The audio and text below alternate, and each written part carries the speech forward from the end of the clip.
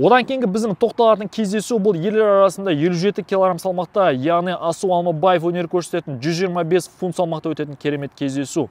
Топ 15-ке кіретін қос жауынгер арасындағы нөмір 9-шы орындағы Ангола елінің атынан өнер көрсететін Манел Капа мен нөмір 12-ші орында тұрған бразилиялық Бруно Сильва арасында өтетін керемет кездесу. Бұл кездесуде сарапшылардың пікірі 50-50 болып отыр. Яғни сарапшылардың ойы бойынша бұл жауынгердің қай-қайсысы болсын жеңіске лайық. Бірақ менің ойымша бұл кездесуде Манел Капа өзінің сәтсіздіктерін тоқтатып, Бруно Сильваны төрешілердің шешімімен болмаса нокаутпен жеңіске жетуі тиіс деп ойлаймын. Жалпы біз білетіндей Манел Капаның джиу-джитсу стилі мен бокс деңгейінің өте жоғары екендігін атап өтуіміз керек. Ал Бруно Сильваның әрбір бразилиялыққа тән грэпплинг стилі мен джиу-джитсу стилінің өте жоғары екендігін атап өтейік, достар. Sit down, bro. Sit the fuck down. What the fuck? Get your ass what?